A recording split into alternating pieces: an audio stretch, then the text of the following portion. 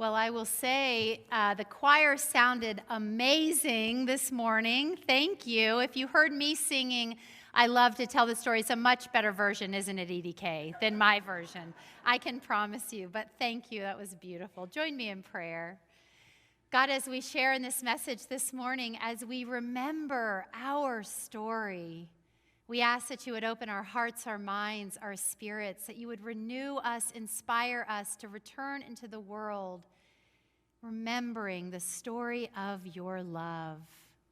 May the words of my mouth and the meditation of all of our hearts be pleasing to you, O Lord, our rock and our Redeemer.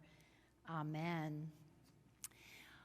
Well, this last couple days, I was summoned home by my mom to go back to Virginia. We had some family business that we needed to take care of, and I had not been for many years, about a decade, to our family cabin, which sits right in the middle of the George Washington National Forest on the border of Virginia and West Virginia. And I arrived at the airport, and as I was traveling I don't know if any of you have done this, you think you remember how to get somewhere, and then all of a sudden you realize, oh my gosh, I don't have directions. And there's no cell service for about half of the drive. So I pulled over and called my mother on the landline at the cabin and said, Mom, I can't quite remember how to get to the cabin. And so she began giving me directions, and this is how the directions went. She said, you remember the first turn? She said, you remember the place when you were a child that we would go to pick up the rotary chicken? I'm like, of course I remember that turn. It's the best chicken in all of Virginia. She said, well, you turn there. And then do you remember the store, the general store where you and your dad would go after his day of hunting? He was a big hunter, and he would always get you a treat, and you all would visit with Donna. Of course I remember. Then you turned there, and do you remember when you were training for your marathon and you would run to the bridge and back, and that was so many miles? Oh yeah, then you turned there, and then do you remember? I remembered every single one. There's a John Prine who is my favorite singer, songwriter. There's a line in one of his songs. It's one of my favorite songs, and it goes like this. The windows are rolled up and my mind's rolled down. As soon as I started hearing the directions, which she could have given by route number, as soon as I started hearing the directions, the stories, the memories, they flooded my mind and my heart. And she started each one of the turns with the word, do you remember? The word remember is an important word in the story of our faith. I think Jesus told the disciples to remember over and over and over again because he knew they would forget. Think about the institution. Think about when we come to the holy table, the sacrament, and he says over and over again, remember. And in the Greek, the word means to not forget, because I think it's so easy for us to forget.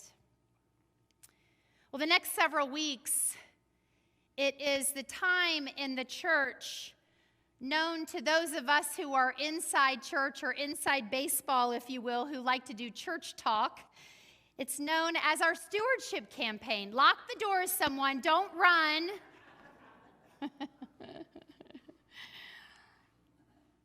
I have to tell you a little joke. I always love silly stewardship campaign jokes. And there was a pastor of a tiny country church, and he was having trouble with a stewardship campaign and offerings. So one Sunday he announced, he said, now, before we receive the offering, I would like to request that the person who stole the eggs from Mrs. Jones' chicken coop please refrain from giving any money to the Lord. God doesn't want any money from a thieving sinner.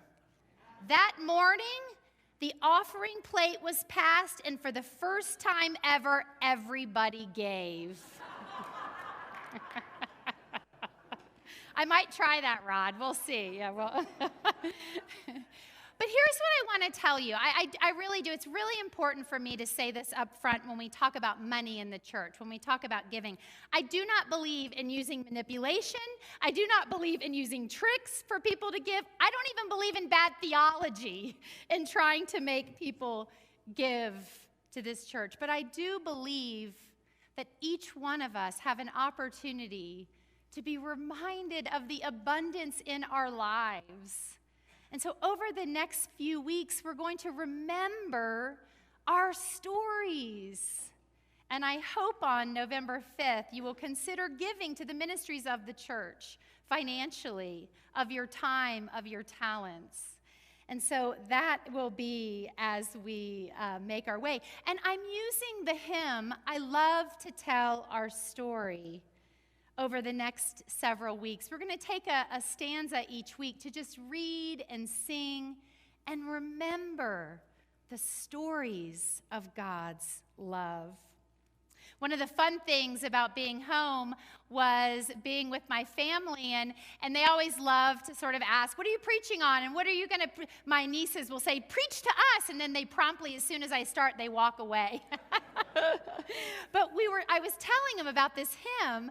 I love to tell the story, and my sister and my sister's married to a man from Peru. My brother-in-law is Peruvian, and my nieces are bilingual. They grew up with my brother-in-law speaking Spanish and my sister speaking English, and so it's quite remarkable. And so they looked up the song in Spanish, and it's really fascinating because the way we sing it, I love to tell the story. If you go and see the Spanish translation of the song, it says, it's nice to tell the story. And I thought, what a difference that one word means. I love to tell the story. And I chose it because not just about telling the story, but because of the story behind the song. The story was originally a poem written by a woman named Catherine Hankey in 1866. And it was read at a YMCA later on, many years later. It was read during a Methodist revival.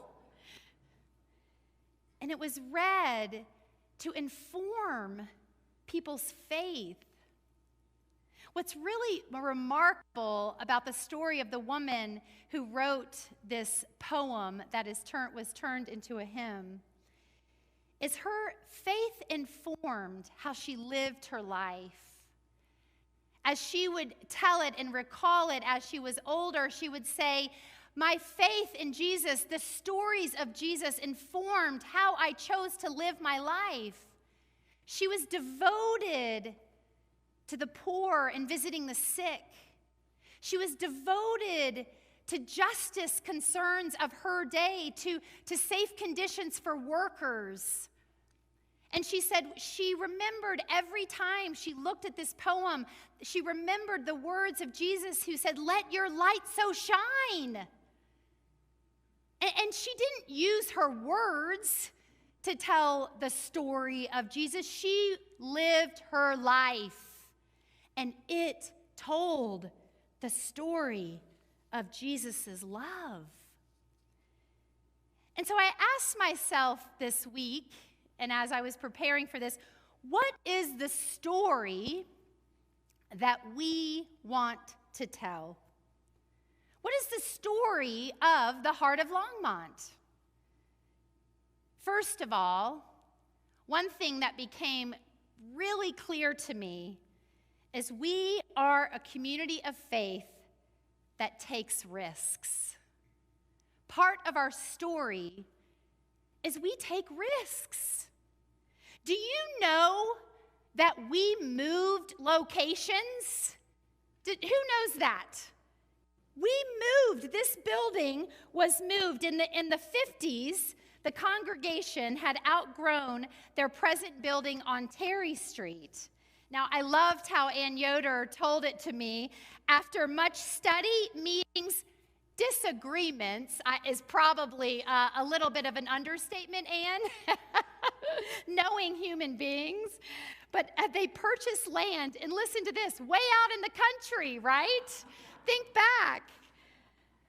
Many of the members at the time were within walking distance of downtown. And can you imagine the frustration, the fear, the what ifs we move and questions that they wrestled with? At the time, the pastor, Dan Gruder, she said, was the perfect person to weather the storm. And here we are, some many decades later, continuing to live out that story. But in order to move, in order to leave your building and decide to take that risk means we have in our DNA to be risk takers. I wonder, in your life, do you take risks? Does faith inform you in ways that you can overcome your fears and take risks for God? I've been really moved this week as I've been watching and reading, and it's just so hard to imagine the stories that are coming out of Israel and the Gaza Strip. The horror of war is everywhere. And I always, of course, it's nice to see some of the feel-good stories in the middle of war. And Good Morning America told just a precious story of a couple who decided to take a risk. And I want you to take a look. Not about the wedding itself, but what happens after and how everyone can come together to make it so special.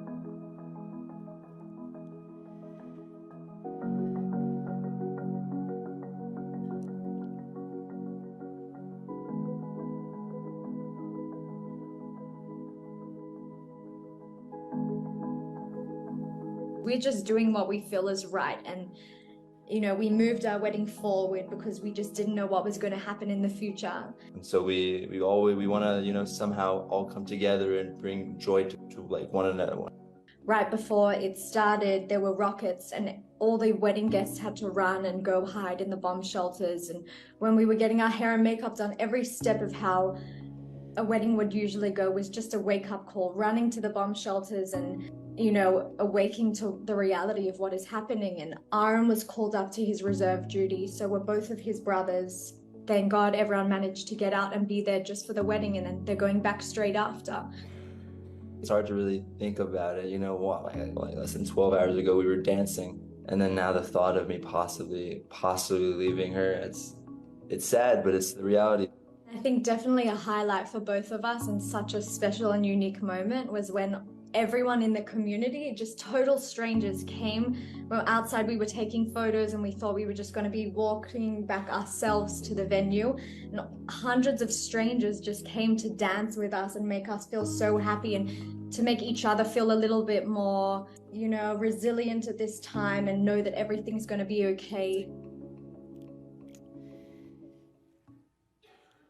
All the strangers came out and danced. Sometimes in the midst of fear, when we choose to take risks, joy bubbles up and love comes from those moments. We are a church. Part of our story is that we're risk takers.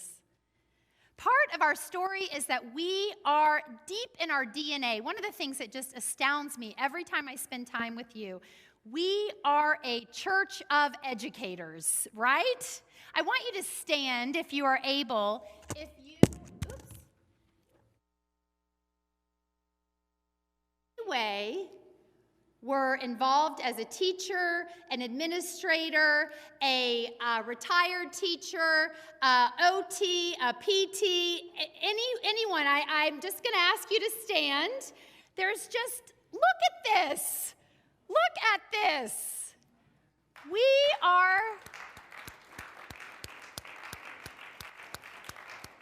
We are a church of educators. Education matters. And for many of you who may not have done it professionally, you spent decades volunteering as educators. So there are more of you that would stand if I would ask that. But education matters. That's why we have had a long history of saying we value children. We want children to thrive. We believe in helping children thrive. Our Wild Plum, which is part of Head Start, has been here for decades because that matters to us. Blacktop ministries that happen, Kids Hope ministries that happen. Anyone raise your hand that were part of Cat's Corner? Is that another one that was part of? For decades, you have participated in the lives of children. We are a community that believes in miracles. Does that sound evangelical or what? Garrison Keillor is famous of making fun of Methodists, and he said this. He said, Methodists believe in miracles and even expect miracles, especially during their stewardship campaigns or when passing the plate.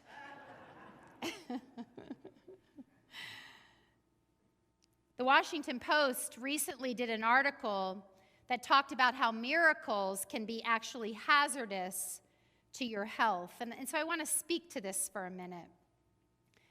The problem with miracles, Barbara Brown Taylor writes in one of her books, is that it is hard to witness them without wanting one of your own. I know these kinds of miracles. I was remembering them when I was home with my family. Part of the property that we have has a place that's honored to my father, who died at 52 of cancer, where we have his ashes. And I remember as a young 20-something praying fervently for him to live, for him to be healed of a cancer that ravaged his 52-year-old body. But I'm always reminded when I think back to that time that miracles happened. I remember his brother, who was many, many years younger than my father. He was just in his late 30s at the time. He, at the time of my father's illness, was an alcoholic. My uncle came to see my father, and my uncle's life was transformed and changed. Through my father's death, my uncle said he chose to live. He chose a life of recovery and sobriety to this day. I am in awe of that miracle every day. Miracles in the Bible were when people experience something with awe. They would find themselves silenced, stopped. So the miracle wasn't necessarily the supernatural healing as much as it was the willingness of the person to see the world through the eyes of God. I have to tell you, in 2023, I believe walking through the doors of a church is a miracle. With all of the harm that has happened in the name of Christianity, and yet you still choose to have faith and trust, I am in awe. I believe when a community of faith begins to grow, it's a miracle. My life on a daily basis is filled with miracles. If I am ready to stop and be in awe of them. There was a wonderful quote this week that I read, said, "Give yourself a gift of 5 minutes of contemplation in awe of everything you see around you. Go outside and turn your attention to the many miracles around you." This 5-minute-a-day regimen of appreciation and gratitude will help you to focus your life in awe. Try it. C.S. Lewis says this: miracles are a retelling in small letters of the very same story, which is written across the whole world in letters too large for some of us to see.